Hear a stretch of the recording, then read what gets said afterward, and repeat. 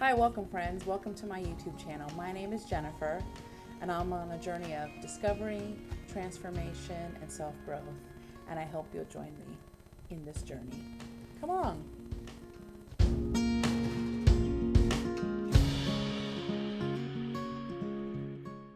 So why am I starting this YouTube channel? Well, I decided to start this YouTube channel because I believe that I have a very unique story that actually it's not very unique. It's unique to me. I have a story that I think a lot of women and men can identify with. And I'm going to try to stop saying but I don't know if I can do that. I have a story that I think a lot of you can identify with. And I wanted to share this journey with you. And most importantly, I've learned a lot of things in these 40 plus years of my life that I think are pockets of wisdom and peace and hope that I want to share with you. So I'm so thankful that you're here, and let me get started. So I want to tell you a little bit about myself since this is my first YouTube video. So I am a mom, I'm a wife, I have two daughters, one through adoption and one through IVF, and I work outside the home. I'm a commissioned minister, and I primarily work with children and families. And I love Jesus, and I love people, and I love sharing, and I love helping other people. I'm a number 2 on the Enneagram with a very strong 3 wing. So if any of you know what that is, you know what that's about. I'm a Navy brat. My dad served 20 plus years in the Navy, so I moved along the eastern seaboard for most of my childhood. And here I am. I live in Northern Virginia, which is right outside Washington, D.C., with my family and my 2 dogs in a home, and my parents live in the basement of our home. So this is the story of me. Really, this channel is about my about my life, and one focus that I'm living through right now in my life and in my journey is the journey to better health. So let me just tell you a little bit about myself, about my journey to health. So I have been overweight pretty much my whole life. I can remember a few moments in my childhood where I was considered normal weight, usually after some crash course dieting that it was forced upon me by adults in my life. But for the most part, I've been overweight my whole life. I remember I heard lots of negative self-talk growing up from family members about if only I could lose weight, I had such a pretty face. If only I could lose weight, I could do this, I could do this.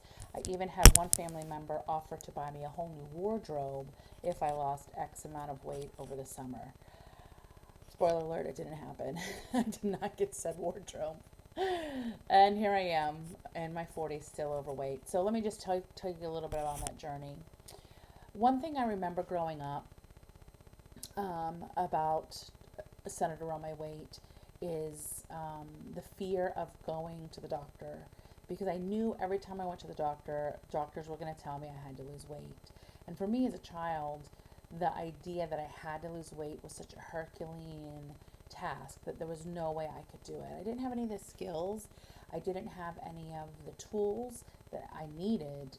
Looking back, I know this, for those things to happen. And so one particular time I was in the doctor's office, and he told me that I was overweight and I needed to lose weight. He told me the reason that I was overweight was because I ate too much cheese, and that I had to give up cheese. And if I just stopped eating cheese in between meals, that I could lose weight. And I just remember it was like he told me to cut off my right arm. I'm like, how can I not eat cheese? That's like the most amazing thing in the world is cheese. So I just remember that and being rather traumatized by that suggestion. At another time, I remember when I was in high school, I had Bell's palsy, which is a neuro disease. It's an inflammation in your brain. So I had to see a neurologist. And I remember he left the room, and my file was sitting there on the bench next to me. And I looked down, and it said super obese in the description, and that was like electricity going through me. I had never heard those words before, and I saw those words, and I just knew instinctively that those words were bad.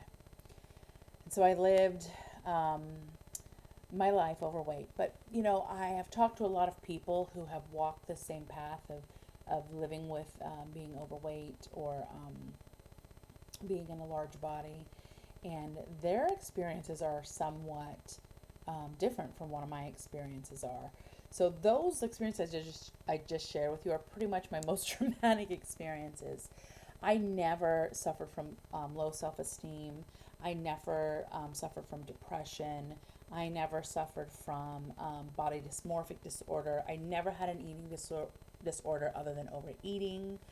Um, and I always was a very positive person. I always had friends. I was always very active. I was always outgoing and always very sociable. Um, and I really attribute most of that to knowing to my faith. Because at a very young age, I knew who Jesus was, and I knew how much he loved me, and who I was in him and not in this body. Because I know that this body is a temporary vessel that is meant for here to enjoy this life and to serve others. And my true identity is in who I am as a child of God. And so I always clung to that, and I can't say that I thought about it often, but I do know that looking back, that's the only answer that I can come up with. Why didn't I suffer like most people that I know who have suffered, who've lived a life? I don't want to say suffered, but who have lived a life being bigger, being larger, being obese. And so I'm going to use some words here. The word fat. I call myself fat. I am fat. Fat is not a negative word. I think society has made it negative. And it's something that I tell my daughters is we don't say we are fat, but we have fat, because we are so much more than our bodies. We are creative, we are thoughtful, we are kind, we are smart, we are beautiful, we are blessings. We are many, many things, and we just have fat on our bodies. And some people have a little bit of fat, and some people have more fat. And so all bodies come in all shapes and sizes. And so to that end, I have embraced and become a very body positive, fat, fabulous fashionista. I love my body, and it's taken me a long time to learn to love her. For a long time, I believed when I get to this weight or this size, then I can do fashion, makeup, look good. I can all those things. I can have access to life. I can go on dates. I can just treat myself to manicures, pedicures. I always kind of thought I had to be a certain size or a certain weight, or when I get to that stage, I will do these things. And about 4 years ago, when I was 40 and turning 40, and realized that that day might never come. That number on that scale might never come. Actually, it was a little bit before then, but that number on that scale might never come. And I have seen the scale go up and down throughout my life, and I'm going to talk about that in a little bit. But I realized that day might never come, and I needed to start living the life that I wanted to live now. I needed to stop looking at the past and regretting choices I made. And if only I'd stuck with this diet or that diet, I wouldn't be here now. Or looking to the future, when I get to this point, then I'll be happy. I needed to live in the present, and I needed to make today count, and I needed to make today be the day that the Lord has made, and I needed to enjoy it and embrace it. So I just flipped that switch, and every day is a struggle. Every day is a struggle to continue to embrace the present and to make the most of the day that I've been given. None of us are guaranteed tomorrow, so live for today. Like, that is one of my big mantras. Love your family today, celebrate today, embrace today, and because we never know what tomorrow brings, and especially with the world the way it is now, and everything we have experienced in the last 6 months, we certainly are more aware of that. So a little bit about my diet journey. Let me start by clarifying or making a few statements. First of all, I believe that there is such thing as a diet industry. I believe that people should be whatever size that they want to be. I don't believe that one size is better than the rest. As I said before, beauty comes in all shapes and sizes. And I think that I'm beautiful at the weight and the size that I am right now. I know that I'm beautiful. I know that I have a lot to offer the world. I know that I'm a caring, warm, hilarious person who has a big heart and can do great things in this world just as I am. So my weight is not dependent on any of that. That is independent. I look cute, I dress cute, I have a great wardrobe, I have a great fashion sense, I have amazing naturally curly hair. I love makeup, and so those are some of the things you're going to see on my channel. Some of my current fashion, trends, outfits, all those sort of things. But anyway, so that said, I am very body positive in that respect. However, I am in my 40s. And if you're a young girl watching this video and you are in a larger body, I want you to know that you are beautiful, that you are amazing, and that there is nothing wrong with you. I'm making some changes in my life, not because there's something wrong with me, but because I want more. So I'm going to share with you right now. I have some notes down here, so if you see me looking down, that's what I'm doing. I want to share with you some of the reasons I've decided to make the changes I'm making and why I'm documenting it. All right, so the absolutely number one reason I am doing what I'm doing is because my body hurts. As I've mentioned, my whole life I have had a larger body, and it has not stopped me from doing anything that I've wanted to do. I've gone whitewater rafting, I go to theme parks, I go hiking, I go dancing at clubs, I go to restaurants, I go to movies, I travel, I do activities with Girl Scouts with my daughters. I do anything that I want to do with my body. I have for the majority of my life. However, within the last few years, my body has begun to feel its wear. And granted, this could happen for anybody of any size. However, I do believe that some of my injuries and some of my pain is directly related to the size of my body. So that's the number one reason I hurt. I tore my meniscus in my knee. I have plantar fasciitis on my one foot. I have arthritis in both of my knees, and I have back pain when I walk too far. So I can't move as much. And so for me, that is the number one reason. My daughters are young. I want to be able to move with them for a long time and to experience life with them for the long time. And I do know that one of the reasons I feel as poorly as I feel, I have low energy, low mobility. I'm pretty sedentary in my life. Haven't always been this way, but COVID definitely accelerated that sedentariness, right?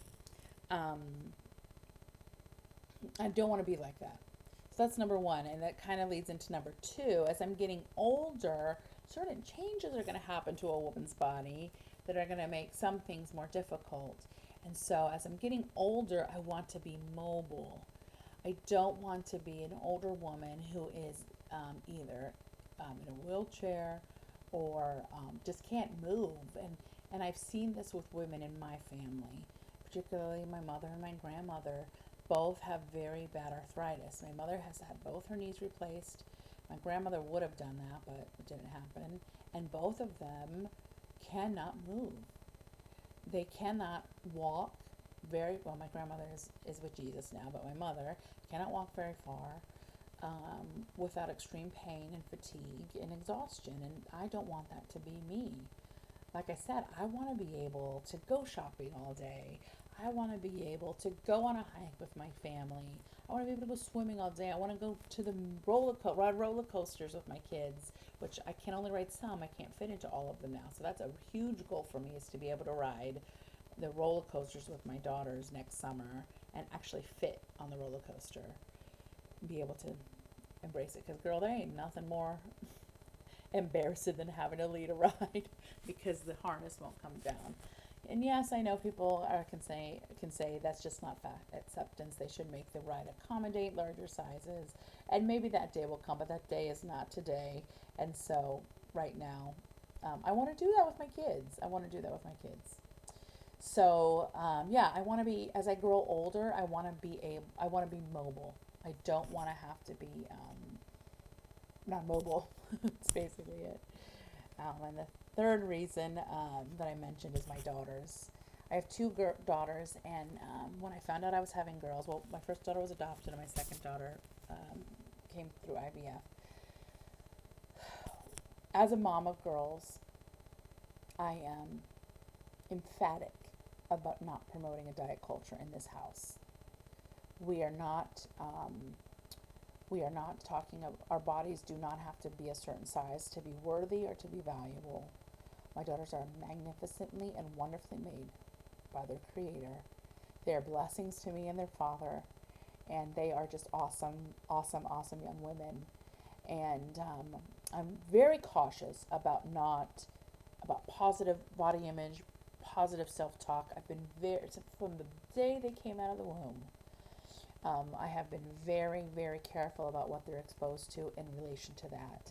So much so that when we would go to the doctors, we would always go with, I would take my husband with me, and he would leave the room after they were examined by the doctor for the conversation that the doctor would have with me, because that is when the trauma happened in my life. Is that conversation after you have your checkup, and then your BMI is off the chart, and you're too big, and that's when I was traumatized by doctors, because all I heard was that I wasn't good enough, that I needed to change, that my body wasn't good, that my body was bad, that my size was bad, and I did desperately wanted to make sure that my daughters never heard that message.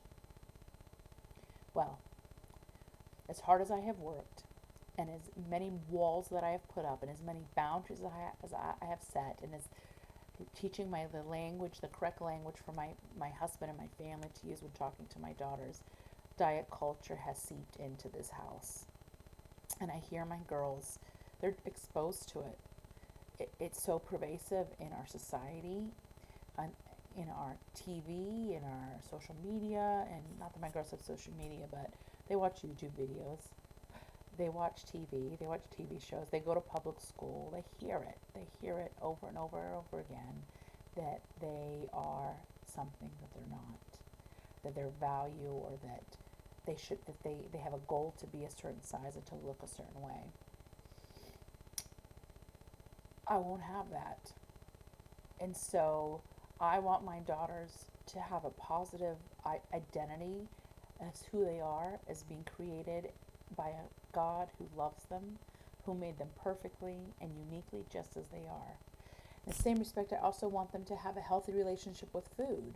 I don't want them to think of food as being bad, or this is a bad food, this is a good food. If I eat this food, I need to punish my body with exercise. Exercise is not about punishing ourselves. Exercise is about challenging ourselves, and about growing ourselves, and about enjoying how our body moves, and feeling the movement and the joy that we get from experiencing movement. I have to be honest, I'm not there yet. Exercise for me is still quite difficult, and it's not fun yet, but I have hopes that we'll get there. I want to make sure that I'm setting them on a path of health and of hope and of self-love and self-acceptance. So I'm making these changes in my body. 99% for me. I'm doing this for myself because I love my body, and I want to give my body what it needs.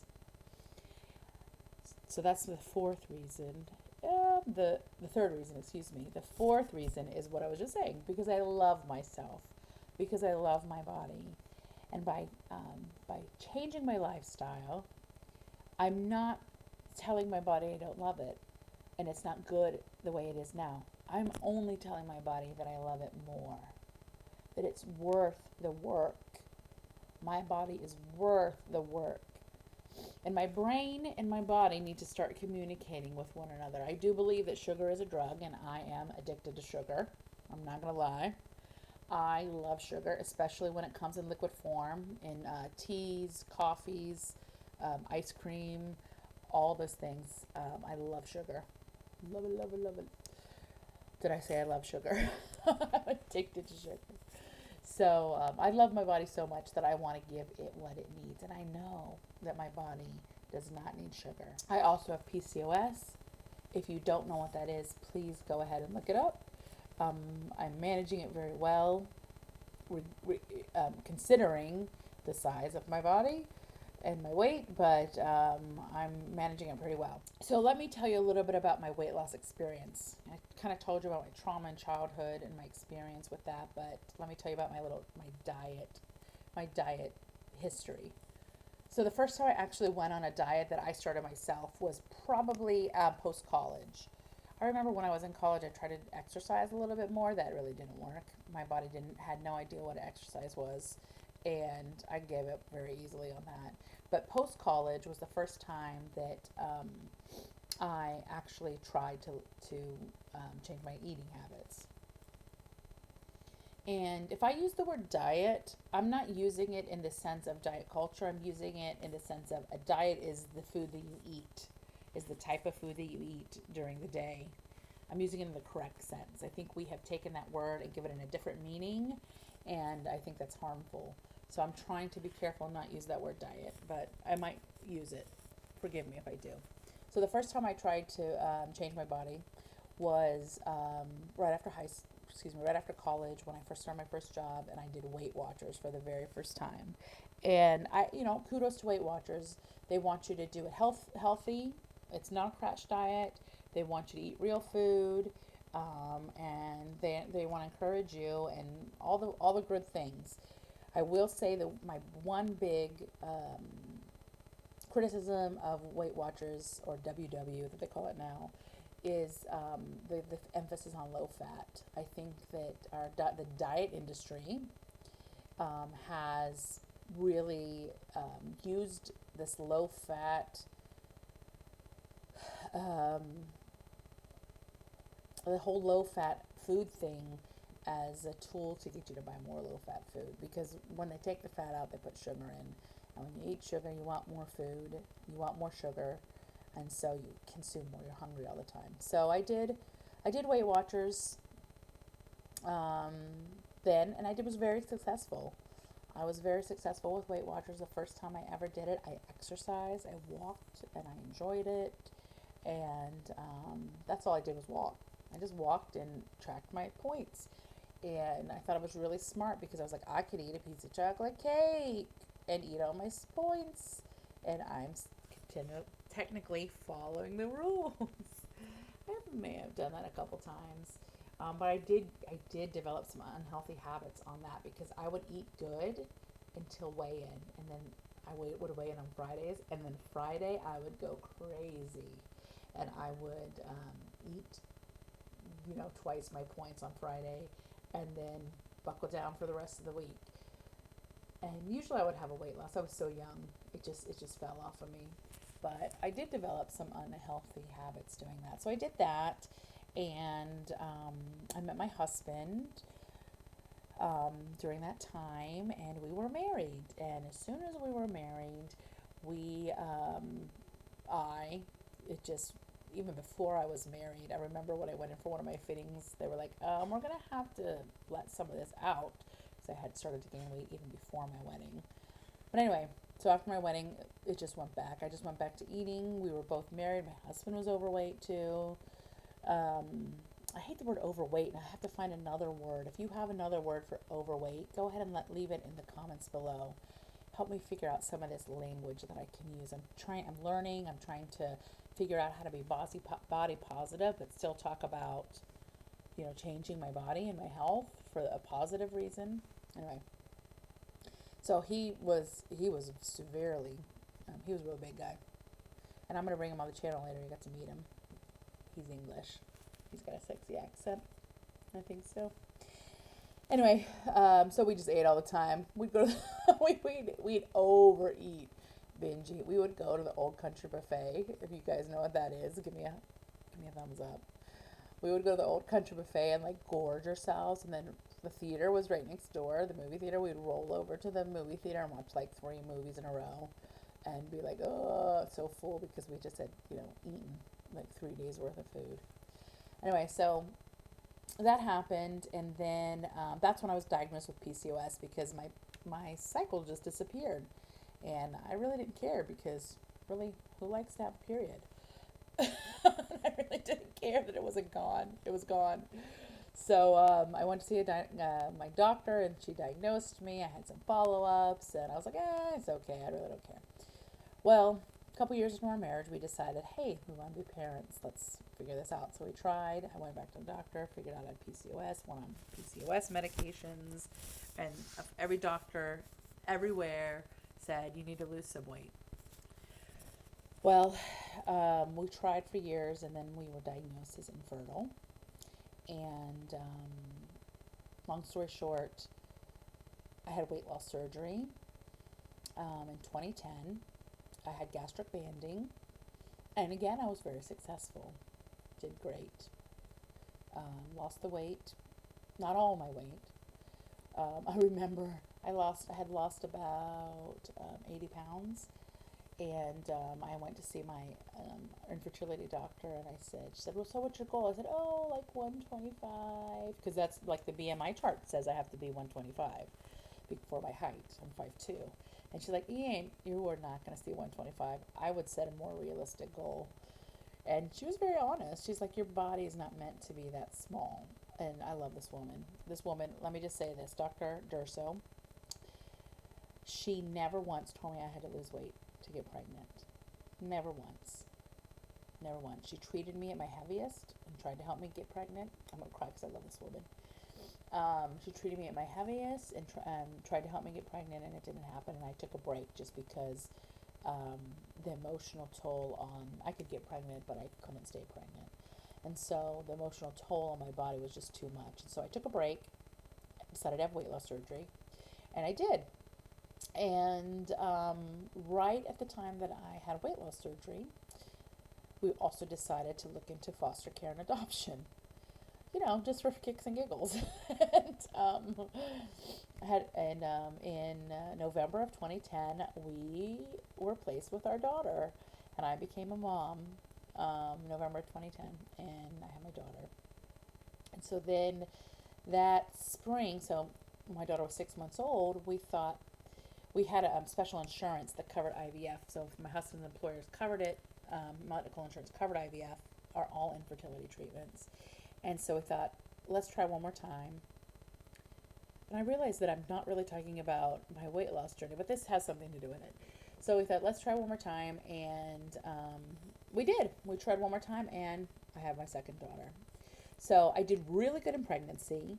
I only gained 35 pounds, but during pregnancy, I had to have my band loosened a little bit because when you have a gastric band, it's a little tube that goes around your stomach, and they tighten it with saline and they make it smaller and smaller, so it makes like this little pouch where you could, in essence, you're only supposed to eat like a cup of food at a time, and it's supposed to make you feel full and satisfied.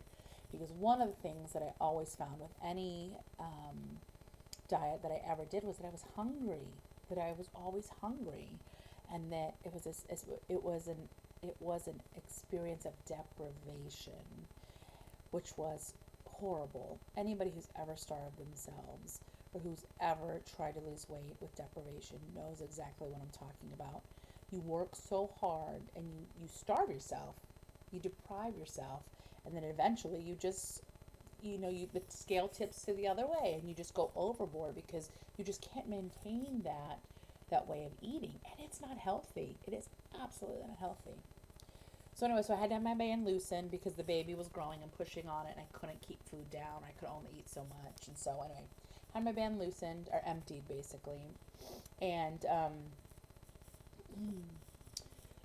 and I had my baby, and did really well. I only gained 35 pounds during pregnancy, which is a little bit more, but it was fine. I was happy with it. And I actually lost a lot of weight after pregnancy because I was breastfeeding, all these things happened. I had trouble with that. Long story short, I gained all my weight back. Here we are, 2020, 8 years later, and I weigh the same I weighed the day I had my weight loss surgery. So, here we are. The way that I'm going to change my body this time, no, no, I'm not changing my body. I'm changing my life.